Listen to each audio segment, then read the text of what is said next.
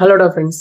Mostly உங்க லைஃப்ல நடக்கிற பிரச்சனைகள் இல்ல எந்த மாதிரியான ஒரு டிஃபிகல்ட்டி சுச்சுவேஷன் வருதுன்னா அதை நீங்களே ஹேண்டில் பண்ண கத்துக்கோங்க. அதாவது மத்த ஆள்கிட்ட உதவி கேட்க கூடாதாடா அப்படின்னா அப்படி சொல்ல வரல. அதாவது இதை மத்த ஆள்கிட்ட சொல்லி அவங்க நம்மளுக்கு கேர் பண்ணணும் அப்படின்ற அந்த ஒரு எக்ஸ்பெக்டேஷனை குறைச்சிக்கோங்கன்னு சொல்ல வரேன். ஏன்னா நம்மளோட பிரச்சனை அப்படின்றது நம்மளுக்கு தான் அது ஒரு பெருசா தெரியுமே தவிர மத்த ஆளுக்கு அது பெருசா தெரியுன்ற அவசியமே இல்லை. மத்த ஆள் உங்க மேல பரிதாபப்படணும், உங்க மேல இறக்க காட்டணும் அப்படின்ற எந்த ஒரு நெசசரியுமே இல்லை. ஸோ இப்போ உங்களோட பிரச்சனை உங்களோட ரெஸ்பான்சிபிலிட்டி. ஸோ இப்போ ஒரு சில பர்சன்ஸ் என்னன்னா இந்த பிரச்சனையை நினைச்சு ஃபீல் பண்றதை தாண்டி இந்த பிரச்சனையை மற்ற ஆள்கிட்ட சொல்லும் போது அவங்க ப்ராப்பரா நம்மளை கேர் பண்ண மாட்டாங்களே, நம்மளோட சுச்சுவேஷனை புரிஞ்சுக்க மாட்டாங்கன்னு சொல்லிட்டு நம்ம அதை திணிக்கிறோம். அவங்களுக்கா, அதாவது அதர் பர்சன்ஸ் யாரோ அவங்களுக்கா நம்ம மேல பரிதாபமோ இல்ல அந்த சுச்சுவேஷன் பொறுத்து ஓகே அப்படின்ற அந்த ஒரு மென்டாலிட்டி வரணும். நம்ம அதை ஃபோர்ஸ் பண்ணக்கூடாது. அதனால முடிஞ்ச வரைக்கும் உங்களோட பிரச்சனை உங்களோட பிரச்சனை தான், மற்ற ஆளுக்கு அது பிரச்சனை கிடையாது.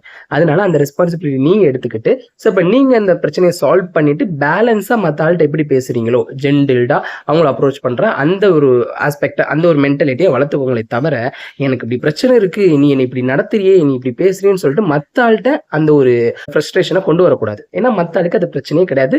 உங்களுக்கு பிரச்சனைனா உங்களுக்கு தான். ஸோ அப்போ அதை நீங்க தான் சால்வ் பண்ணணும், உங்களோட ரெஸ்பான்சிபிலிட்டி. ஸோ இதுதான் நான் சொல்ல வரேன். So anyways, thank you.